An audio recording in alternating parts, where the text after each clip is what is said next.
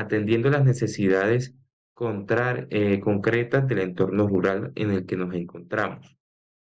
Como les decía anteriormente, nuestra fase de investigación fue una fase de construcción, una fase diagnóstica. Después pasamos a el diseño, posterior a esto al desarrollo y seguimos con la evaluación. Las categorías de estudio que tuvimos en cuenta para plantear este proyecto de investigación fue el podcast e innovación, ya que al ser un recurso educativo digital relativamente nuevo, se enfoca mucho a la innovación educativa. También tuvimos como una categoría las habilidades de comprensión e interpretación textual, eh, teniendo en cuenta más el aspecto de textos narrativos como tal. Aunque esta propuesta pedagógica se puede implementar con cualquier tipo de textos, simplemente quisimos como enfocarlo. La técnica de recolección de datos que tuvimos en cuenta fue la organización de un grupo de difusión. Este grupo de difusión estaba conformado por 15 estudiantes del grado sexto.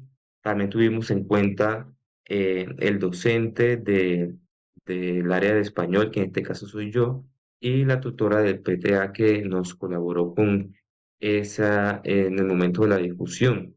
También se hizo un encuentro virtual con los padres de familia, donde se planteó y se habló acerca de la estructura o del proyecto como tal. También la parte administrativa del centro educativo se tuvo en cuenta para este grupo de difusión. Posteriormente, seguimos a un diario de campo que tuvimos en cuenta durante una actividad que se hizo, una actividad pedagógica que buscaba como evaluar el diagnóstico de los estudiantes y la encuesta.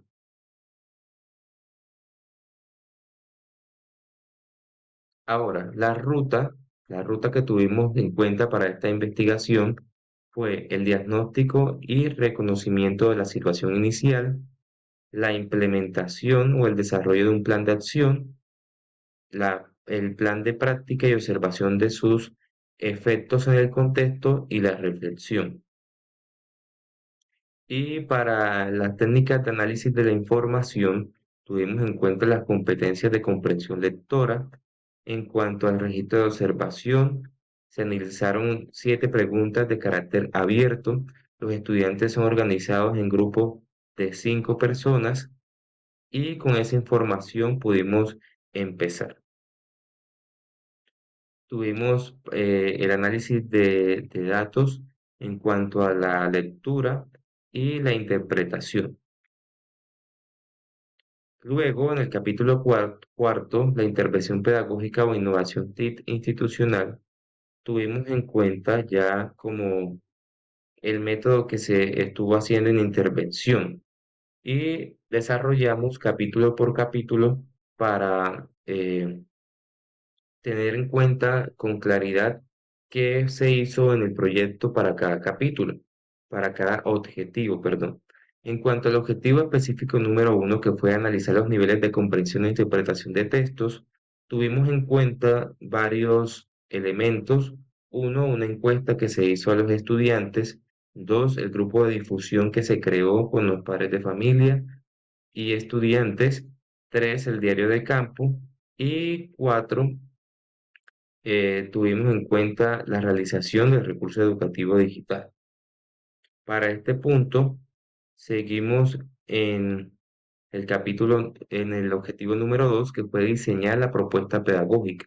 Esta propuesta pedagógica la diseñamos bajo un modelo instruccional ADI que nos ubica o nos hace un lineamiento para empezar con el análisis, el diseño, el desarrollo y la evaluación. Y esto fue lo que tuvimos en cuenta en cuanto a su diseño. En la parte de diseño fue un poco más complicado ya que tocaba como delimitar de tantos temas, delimitarlos a 7 capítulos. Estos 7 capítulos se hizo teniendo en cuenta los textos narrativos. Para el objetivo número 3, que es diseñar la propuesta pedagógica mediante la incorporación de contenidos, empezamos con la creación del podcast. Ya teníamos la idea, los objetivos claros. Se hizo un proceso de guionización que fue donde hicimos los guiones de cada capítulo, de cada episodio, teniendo en cuenta las temáticas que queríamos presentar. Y también se tuvo en cuenta un programa llamado OBS Studio, ya que nos pareció un poco más sencillo a la hora de grabar y pues no tenía ningún costo. Estos podcasts se subieron a plataformas como Spotify, ya que es una plataforma abierta donde los estudiantes, padres de familia o cualquier persona en general podrían escucharlos. Y en el blog que hicimos como instrumento para que las personas pudieran llegar y escuchar nuestro recurso educativo digital. En cuanto a la evaluación, se tuvo en cuenta eh, los instrumentos dados principalmente como la encuesta y la actividad diagnóstica, donde se vieron las deficiencias de los estudiantes y después hicimos como si fuera un análisis comparativo con otras actividades similares donde los estudiantes se vieron un poco más motivados, se tuvieron en cuenta muchos aspectos que llamaban la atención de cada uno de ellos y motivaba a los estudiantes a seguir leyendo los textos que se habían estipulado. Por ejemplo, la parte de sonido, la parte de audio, es algo que llama mucho la atención de los estudiantes y por tanto cautiva más la atención de ellos y lo va metiendo más en el cuento. Por medio de este análisis de los instrumentos, llegamos a a los siguientes análisis y conclusiones.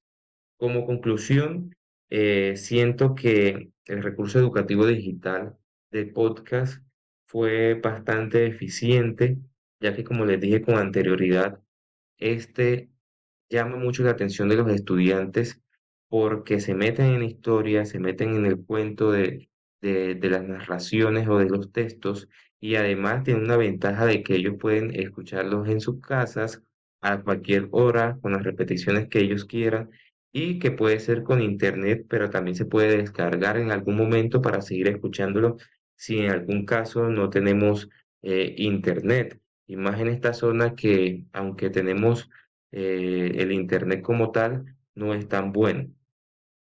Esto nos alegró mucho, aunque siento que como recomendación podríamos tener un ejercicio de complementación o algo que los estudiantes puedan tener en sus manos para seguir leyendo como tal. O sea, diseñar también como talleres con los cuales ellos puedan desarrollar mientras o escuchan los podcasts o después de los podcasts.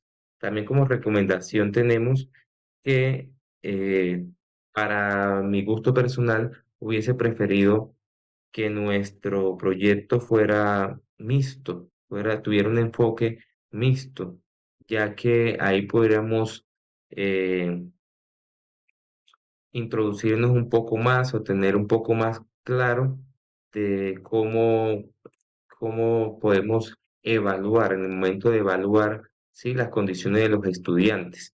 Aunque con el modelo cualitativo siento que no fue bien, pero propongo mejor que con un modelo mixto se pueden tomar muchas más referencias y se puede desarrollar mejor al momento de evaluar. Entonces, hasta aquí esta pequeña exposición o sustentación de nuestro proyecto educativo, de nuestro trabajo de investigación en este año 2025.